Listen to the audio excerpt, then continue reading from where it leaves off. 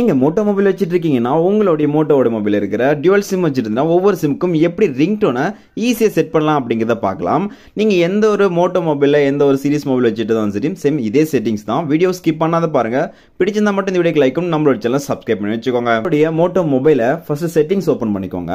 அதுக்கு முன்னாடி உங்களுக்கு எந்த ஒரு ரிங்டோன் வேணுமோ அந்த ரிங்டோனை ஆல்ரெடி இங்க டவுன்லோட் பண்ணி வச்சுக்கோங்க. அதான் பெஸ்டா இருக்கும். இப்போ உங்களுடைய மொபைல் செட்டிங்ஸ் ஓபன் பண்ணிக்கலாம்.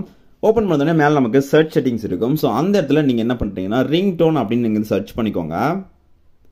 ஓகே, ரிங்டோன் சர்ச் பண்ணிட்டீங்கன்னா நமக்கு அங்க ஃபோன் ரிங்டோன் இருக்கும். அதை டேப் பண்ணிக்கோங்க.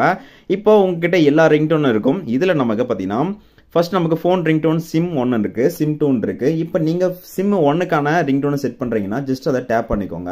டேப் பண்ணிட்டீங்க அப்படின்னா இங்க நமக்கு டிஃபால்ட்டா ஒரு சில ரிங்டோன் இருக்கும். பட் நீங்க அடிஷனலா உங்களுக்கு தேவையான ரிங்டோன் செட் பண்றதுனால இங்க நமக்கு பிளஸ் ஐகான் போட்டுருக்கிற ஆட் ரிங்டோன் இருக்கும். அதை டேப் பண்ணிக்கோங்க.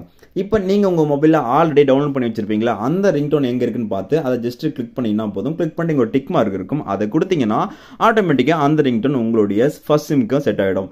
சேம் அதே போல பாத்தீங்கன்னா இப்போ செகண்ட் சிம் அப்படிங்கறத கிளிக் பண்ணிக்கோங்க. அதே போல இங்க நீங்க ஆட் ரிங்டோன் கொடுத்துட்டோம். அந்த உங்களுக்கு என்ன சாங் வேணுமோ அந்த சாங் ஆல்ரெடி டவுன்லோட் பண்ணி வச்சிருந்தீங்கன்னா அதை கிளிக் பண்ணிட்டு நீங்க டிக் மார்க் கொடுத்தீங்கன்னா போதும். உங்களுக்கு ரொம்ப சிம்பிளா சிம் 1க்கும் சிம் 2க்கும் தனித்தனி ரிங்டோன் ஈஸியா உங்களுடைய மோட்டோ மொபைல்ல செட் பண்ணிக்க முடியும். ட்ரை பண்ணி பாருங்க.